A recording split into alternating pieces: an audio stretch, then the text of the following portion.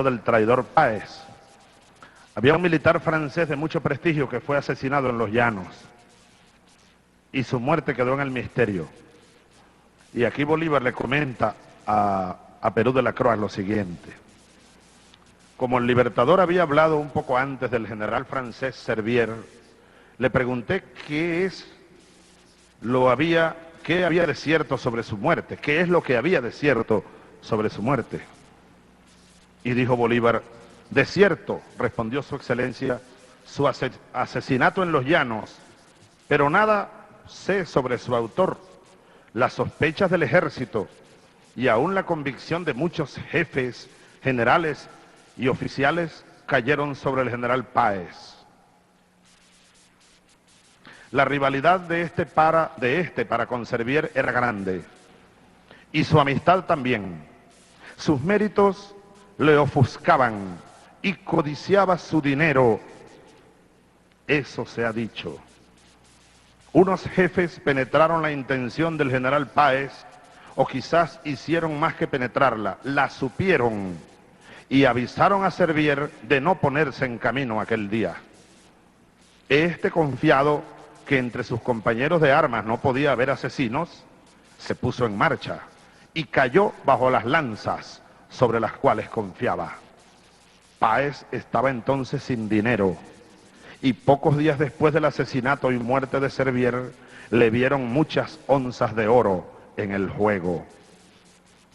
Es tan horrendo y tan atroz el crimen que mi espíritu rechaza las vehementes sospechas que existen todavía sobre el general Páez, y desgraciarían su moralidad, su desinterés. Aquí sale en defensa de Páez, porque nunca se probó nada, su humanidad, sus acciones y su vida. Perdón, fíjate al final lo que dice: es tan horrendo y tan atroz el crimen que mi espíritu rechaza las vehementes sospechas que existen todavía sobre el general Páez, y desgraciadamente su moralidad. Aquí me equivoqué en la lectura, repito, es tan horrendo. Lo que pasa es que aquí se ha respetado tal cual la redacción y el lenguaje o la redacción más bien, que usó Perú de la Croix. Entonces hay algunas frases y palabras que a uno lo descolocan a veces, ¿no? Vuelvo a comenzar. Es tan horrendo y tan atroz el crimen que mi espíritu rechaza las vehementes sospechas que existen todavía sobre el general Páez. Y desgraciadamente, su moralidad de Páez, su desinterés, su humanidad, sus acciones y su vida no concurran a defenderlo, sino que dan más fuerzas a las acusaciones y a todas las que pueden dirigirse contra su persona. Estas eran las opiniones de Bolívar sobre Páez. Y por aquí hay otra carta que ya yo la he leído en varias ocasiones. Aquí está: 12 de mayo. Aquello fue los meses de mayo y junio. El correo de Venezuela llegó por la mañana y su excelencia pasó parte de ella en ver su correspondencia y algunos impresos. Entré en su cuarto y lo hallé todavía con papeles en las manos, 2 horas después de la llegada de dicho correo. Muchachos, esto es muy importante, porque con estos sentimientos murió Bolívar. Y eran sentimientos producto, bueno, de la frustración y de la gran batalla que dio y perdió. De aquí lo echaron, y lo echó Páez de Venezuela. Y Páez prohibió que Sucre regresara a Venezuela. Sucre quería ir a Cumaná, no le permitieron. Por eso tuvo que irse al sur. Allá lo esperaron, en Berruecos. Bueno, ustedes saben, muchachos, cuántos años pasó escondido el cadáver de Sucre. 70 años. Fue en el año 1900 cuando apareció por allá el cadáver de Sucre y le hicieron honores fúnebres y honores militares. 70 años después. Y el de Bolívar no pasó tanto tiempo, pero también pasó su tiempo en la aduana de Santa Marta, sin honores. No lo querían ni en Bogotá, ni lo querían en Caracas, ni siquiera el cadáver. Le tenían miedo hasta al cadáver de estos hombres.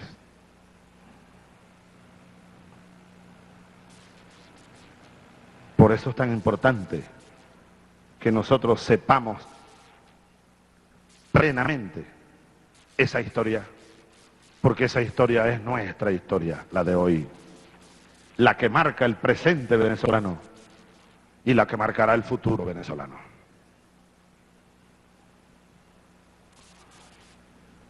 Iba a retirarme cuando me dijo que me quedara, que ya había concluido. Las cartas de Caracas, me dijo, me afligen. Todas me hablan de la miseria del país y del estado de muerte en que se hallan sus negocios mercantiles y la agricultura. Solo el general Páez nada me dice de eso. Seguramente porque los negocios suyos están en buen estado y que poco le importa la pobreza pública. Lea su carta y vea cómo está llena de grandes sentimientos, de protestas amistosas, de consagración a mi persona y tantas otras cosas que no están tampoco en su corazón y solo en su cabeza o en la cabeza del que ha escrito su carta. Bien que Páez le habrá dicho, ponga esto y esto, y que el redacto la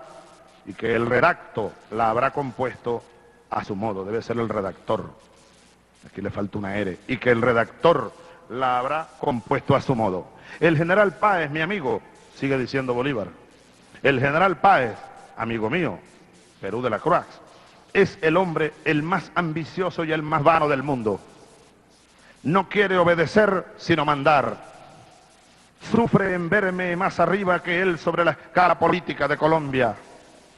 No conoce su nulidad. El orgullo de la ignorancia lo ciega. Siempre será una máquina de sus consejeros y las voces de mando solo pasarán por su boca, pero vendrán de otra voluntad que la suya.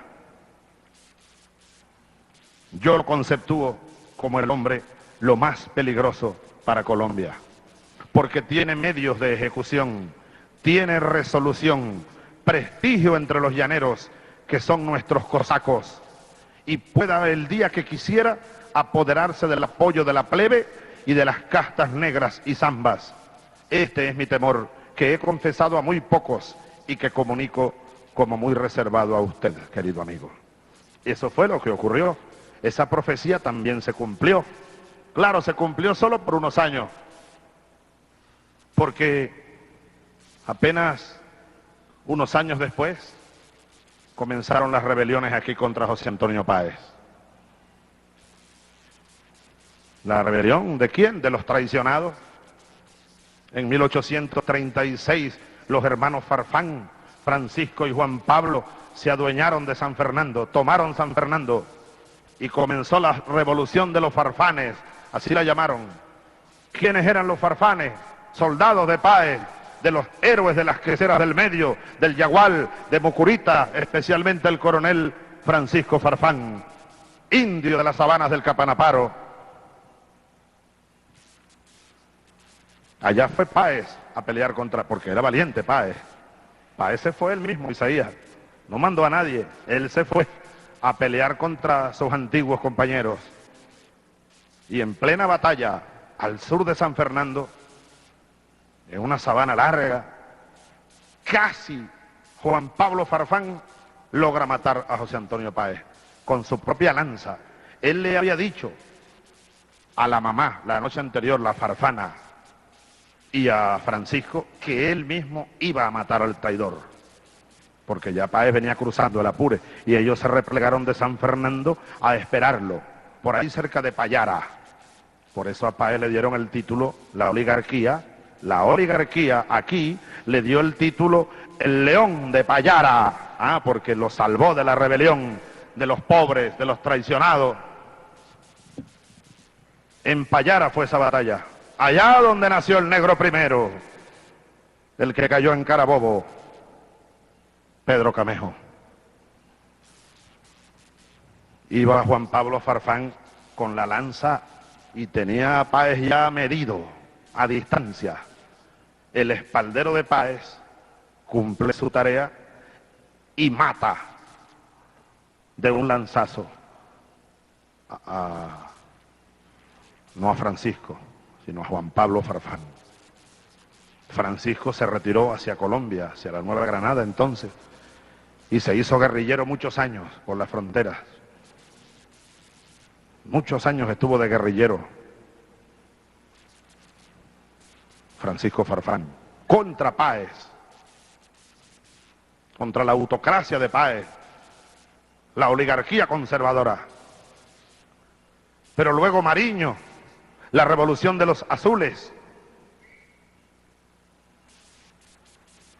Bueno, el propio Pedro Carujo termina luego arrepintiéndose de lo que había hecho o tratado de hacer en Bogotá, cuando participó bajo las órdenes de Santander en la conjura para matar a Bolívar, y casi lo matan aquella noche de septiembre. Uno de ellos era Pedro Carujo. Pedro Carujo se vino a Venezuela después y terminó haciéndose rebelde contra Páez. Se fueron a las armas de nuevo. Así que hubo muchas rebeliones, pequeñas, medianas, contra Páez y la oligarquía conservadora en aquellos años. Porque ¿cómo se afincó aquella oligarquía? Bueno, Páez incluso permitió que muchos españoles y canarios regresaran y les devolvieron sus tierras, sus títulos, sus posesiones. Y luego, ¿para qué tanta guerra y tanta muerte y sacrificio? Por eso digo, desde mi punto de vista, aunque se revuelva en la tumba y me tire un lanzazo, por aquí está José Antonio Páez, el más grande de los traidores, el más grande de los corruptos de la historia venezolana. Creo que hay que poner las cosas en su sitio. Una revolución tiene que poner las cosas en su sitio. No podemos ver igual a Páez que a Bolívar. Son muy distintos, Páez y Bolívar. Y aquí esa fue la imagen que nos crearon en la mente. Páez es el anti-Bolívar y Bolívar es el anti-Páez.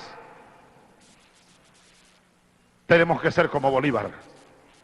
No tenemos que ser, no debemos ser como Páez. Años después vino la gran revolución contra Páez, la Guerra Federal. La Guerra Federal fue la rebelión de los campesinos. Viejos y veteranos soldados se fueron a la guerra de nuevo. Y ahora surgió Ezequiel Zamora. Pero igual, al final para nada. Matan a Zamora y sigue todo igual. Y Guzmán Blanco, y Joaquín Crespo, y todos aquellos traicionaron la revolución de nuevo. Y así corrió el siglo XX venezolano de traición en traición. Yo por eso lo vuelvo a jurar delante de las cenizas de Bolívar. Yo prefiero 1000 veces la muerte antes que terminar traicionando la esperanza del pueblo venezolano. No habrá más traición al pueblo venezolano. Es un pueblo grande, heroico, y traicionado 1000 veces nuestro pueblo.